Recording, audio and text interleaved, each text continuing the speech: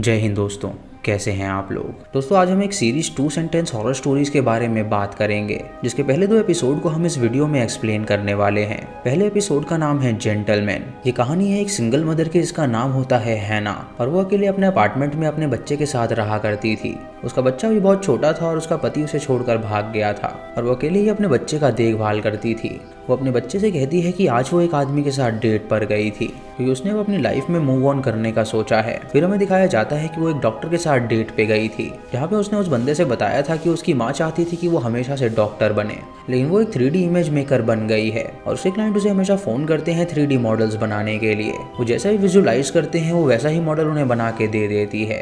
उसके बाद वो उससे पूछती है कि उसकी जॉब कैसी चलती है, तो वो उसे बताता है कि हॉस्पिटल में पेशेंट्स की कमी नहीं है, इसीलिए उसका काम बहुत ही अच्छा चल रहा है ना। वो बहुत ही बोर इंसान लगता है, इसीलिए वहाँ से जाना चाहती है, लेकिन तभी वहाँ पर उस डॉक्टर की नर्स आ जाती है जिसके हाथ में उसका बच्चा होता है। डॉक्टर उसके बच्चे को अपनी गोद में रख लेता है और उसे खिलाने लगता है और उसका ये जेस्चर देखकर हैना को उसमें इंटरेस्ट आने लगता है, क्योंकि वो एक ऐसा आदमी था जो कि बच्चों को बहुत प्यार किया करता था और सोचती है कि उसे अपने बच्चे के लिए भी ऐसा ही पिता चाहिए जो कि उसके बच्चे का ख्याल रखे। उसके बाद वो उसे अपने बच्चे के बारे में बताती है और उसे कहती है कि उसका बॉयफ्रेंड उसे छोड़कर भाग गया था।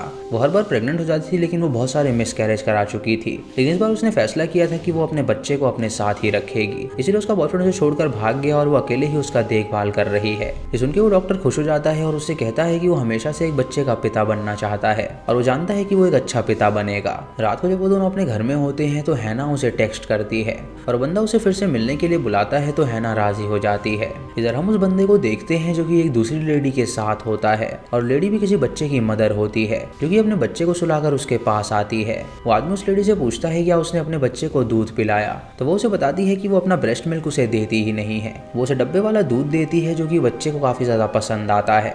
ये बात उस बंदे को बिल्कुल भी अच्छी नहीं लगती, इसीलिए वो उस लेडी का गला दबाने लगता है और उसे जान से मार डालता है और उसे कहता है कि वो एक माँ की अहमियत को नहीं जानती और वो बच्चे पालने के लायक बिल्कुल नहीं है। उसके बाद वो उसके बच्चे के पास जाता है और उसे गोद में लेके उसे शांत कराता है और उसे कहता है कि अब उसकी माँ जा चुकी है तो सब कुछ ठीक हो जाएगा। उसके बाद वो पुलिस को कॉल करता है और उस बच्चे के बारे में रिपोर्ट दे देता है और पुलिस उस बच्चे को ऑर्फनेज में डाल देती है। अगले दिन हैना जब अपने काम पे होती है तो उसकी बॉस उससे मिलने आती है और वो उससे पूछती है कि आखिर उसकी डेट कैसी रही। हैना उसे बताती है कि वो बंदा एक डॉक्टर है और वो बहुत ही अच्छा इंसान है और उसे लगता है कि अगर वो उससे शादी करेगी तो वो उसके बच्चे का हमेशा ख्याल रखेगा। ये सुनकर उसकी बॉस खुश हो जाती है और उससे कहती है कि वो उसके बच्चे से मिलना चाहती है, तो हैना उससे कहती है कि कभी वो उसे ऑफिस में लेकर आएगी। रात को हैना उस बंदे से एक रेस्टोरेंट में मिलने के लिए जाती है और हैना को अभी भनक नहीं होती कि वो बंदा एक सीरियल किलर है जो कि मॉम्स को पकड़ के मार दिया करता है। हैना उसे बताती है कि वो क्लाइंट से डील करती है और उसके बाद वापस घर आ जाती है और यही उसका डेली रूटीन है और कुछ नया नहीं है। वो उसे भी बताती है कि उसका जो बच्चा है वो उसके लिए सब कुछ है,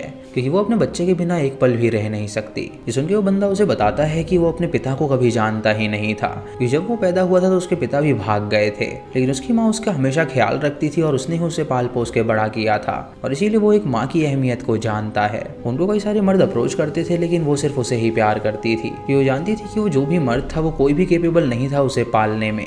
लेकिन एक दिन अचानक जब वो स्कूल से घर आया तो उसकी माँ उसे गायब मिली और उसने उसे दर बदर ढूंढा, लेकिन उसकी माँ उसे कहीं पर भी नहीं मिली। वो उसे ये भी कहता है कि वो बस एक अच्छा पिता बनना चाहता है और हैना कहती है कि उसे पता है कि वो एक अच्छा पिता ही बनेगा। उसके बाद वो दोनों एक दूसरे का हाथ पकड़ते हैं और बाहर जाते हैं अपने घर जाने के लिए। हैना उससे गले लग जाती है और वो दोनों वहाँ पर किस भी करते हैं, लेकिन तभी हैना को कुछ गलत लगने लगता है और बंदा उसे कहता है कि क्यों ना वो उसके घर चले। हैना उससे कहती है कि उसे अभी उसे और अच्छी तरह जानना है, इसीलिए वो अभी उसे घर में इन्वाइट नहीं कर सकती। ये सुनकर वो बंदा उससे कहता है कि क्यों ना वो होटल रूम बुक कर ले, लेकिन हैना उससे कहती है कि वो ऐसा बिल्कुल नहीं करेगी। तभी वो बंदा उसके बाल खींचने लगता है और उसे गालियां देता है, जिससे हैना समझ जाती है कि वो बस एक नाटक कर रहा था और असल में उसकी क्या मेंटालिटी है। वो तुरंत अपने घर भाग जाती है और इस बात से वो बहुत ज्यादा रोती है, क्योंकि उसने उस बंदे पे विश्वास किया था, लेकिन वो बहुत ही बुरा इंसान निकला था। अगले दिन जब वो ऑफिस में होती है तो उसे उसी बंदे का मैसेज आता है और वो उससे माफी मांगता है उसकी हरकत के लिए, लेकिन हैना उसे रिप्लाई नहीं करती और उसे ब्लॉक कर देती है। अगले दिन जब वो अपने ऑफिस से कहीं जा रही होती है तो बंदा उसके सामने आके उससे माफी मांगने लगता है, लेकिन हैना उसकी एक नहीं सुनती और वहां से भी चली जाती है। उसके बाद हैना जब अपने ऑफिस में पहुंचती है तो वहां पे वो फूल पाती है, क्योंकि उस बंदे ने ही उसे भेजा था। हैना को ये देखकर गुस्सा आता है और वो सारे फूलों को तोड़ देती है। कुछ देर बाद उसकी बॉस उसे अपने ऑफिस में बुलाती है कि वहाँ पे एक क्लाइंट आया था जिसे एक 3D मॉडल बनवाना था। जब वो ऑफिस के अंदर जाती है तो वो देखती है कि वो क्लाइंट कोई और नहीं बल्कि वही बंदा है जो क्लाइंट बनने का नाटक करके वहाँ पे आया है उसे परेशान करने के लिए। लेकिन अपने बॉस के सामने वो कुछ भी नहीं कह सकती थी, इसीलिए वो उससे बात करती है और वहाँ से चली जाती है। जब वो घर पहुँचती है तो वो अपने बच्चे को खिलाने लगती है और रात को जब वो सो रही होती है तो हम उसके बगल में उसी बंदे को पाते हैं जो कि उसके घर में ब्रेक इन कर गया था और वो उसे मारने आया था। वो उसे दबोच लेता है और उससे कहता है कि वो जरा भी आवाज ना करे और वो उसे बंदी बना के उसके बेबी के कमरे में जाने लगता है। तभी है ना अपना सेल्फ डिफेंस करती है और उसे मारती है, लेकिन वो उसे एक मुक्का मारता है जिससे वो बेहोश हो जाती है। उसके बाद वो उसके बच्चे के कमरे में जाता है और उसे खिलाने लगता है, लेकिन जब वो उसका चेहरा देखता है तो उसे पता चलता है कि वो एक 3D बच्चा है, वो असली बच्चा नहीं है और वो उसे अपना असली बच्चा मानती है। जब वो 3D मास्क वहाँ से हटाता है तो उसे पता चलता है कि वो बच्चे की लाश है और ये देखकर वो बहुत ज्यादा हैरान हो जाता है। वो समझ जाता है कि शायद हैना के बच्चे की मौत हो गई होगी, लेकिन उसने अपने मन में उसे जिंदा रखा और उसका 3D मॉडल बना दिया।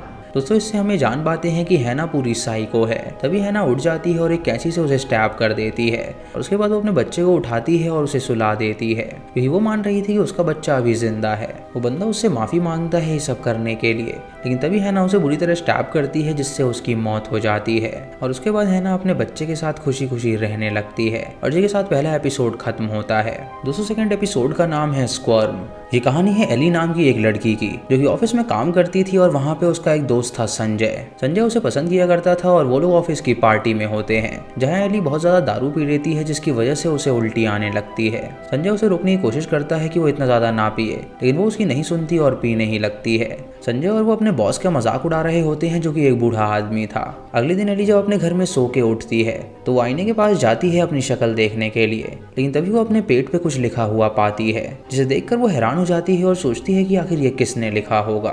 उसे लगता है कि शायद उसके साथ कोई प्रैंक कर रहा है तो वो जोर से चिल्लाती है, लेकिन उसके घर में कोई भी मौजूद नहीं होता। तभी उसे संजय का मैसेज आता है जो उसे बताता है कि कल रात पीने की वजह से उसका सर दर्द हो रहा है, लेकिन वो उसके मैसेज का कुछ रिप्लाई नहीं देती क्योंकि वो बहुत ज्यादा डिस्टर्ब हो गई थी।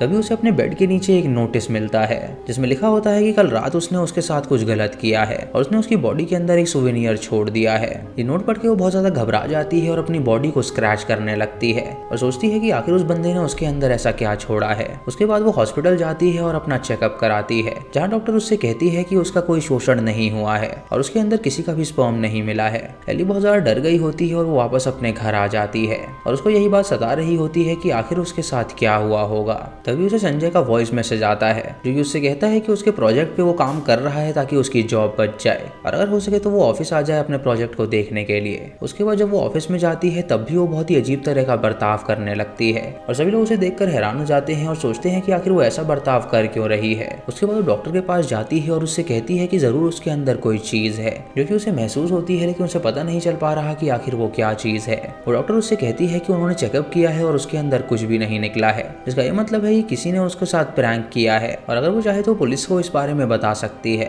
लेकिन एली अपनी जॉब नहीं खोना चाहती थी, इसलिए वो पुलिस को इन्वॉल्व नहीं करती। अगले दिन जब वो ऑफिस में जाती है तो वो संजय से मिलती है। संजय उससे पूछता है कि आखिर वो इतने दिनों से कहाँ थी, तो वो उसे बताती है कि उसकी तबीयत ठीक नहीं थी इसीलिए वो ऑफिस नहीं आ रही थी। रात को जब वो अपने घर में होती है तो उसके दरवाजे पे कोई दस्तक देता है और जब वो दरवाजा खोलती है तो फ्लोर पे एक फोटो पड़ी होती है जो कि उसकी फोटो थी और उस पे लिखा था कि क्या उसे वो चीज मिली। ये देखकर वो बहुत ज्यादा घबरा जाती है और वापस से उस चीज के बारे में सोचने लगती है और वो अपने हाथों में स्क्रैच करने लगती है। तभी वो देखती है कि उसके हाथ के अंदर से वर्म्स निकल रहे हैं, जिसे देखकर वो बहुत ज्यादा डर जाती है और बेहोश हो जाती है। अगले दिन जब वो ऑफिस में जाती है तो संजय उससे कुछ अकेले में बात करना चाहता है और जब उसके साथ बात करने के लिए जाती है तो वो उसे टच करता है और उससे कहता है कि वो उसे बहुत ज्यादा पसंद करता है और जब वो उससे बात करने के लिए जाती है तो वो उससे कहता है कि वो उसे बहुत ज्यादा पसंद करता है। वो जब उस कंधे पे हाथ रखता है तो वो जोर से चिल्ला देती है जिसकी वजह से संजय को जॉब से निकाल दिया जाता है।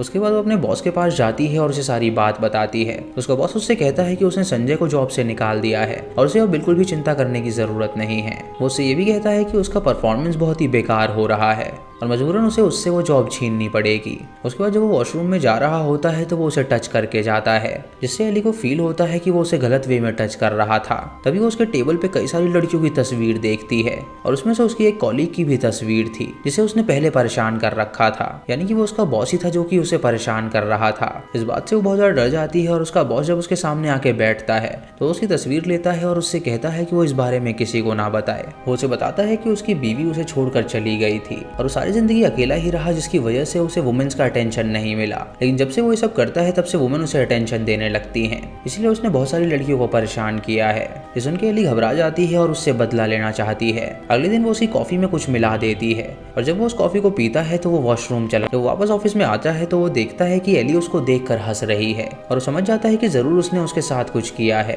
तभी उसकी आंख से एक वर्म निकलता है जिससे उसे बहुत ज्यादा दर्द होता है और हम उन लड़कियों को देख पाते हैं जो कि उसकी ऑफिस की तरफ देख रही थी और वो उसके द्वारा पीड़ित थी। और इसी के साथ ही एपिसोड यहीं पर खत्म हो जाता है। तो दोस्तों ये थी आज की वीडियो। आपको ये वीडियो कैसी लगी आप हमें कमेंट सेक्शन में जरूर बताइएगा और चैनल पे नए हैं तो इसे सब्सक्राइब करें और बेल आइकॉन दबाएं नोटिफिकेशंस के लिए। दोस्तों वीडियो को लाइक और शेयर करना बिल्कुल मत भूलिएगा। तो मैं मिलता हूँ आपको अगली वीडियो में, तब तक के लिए जय हिंद।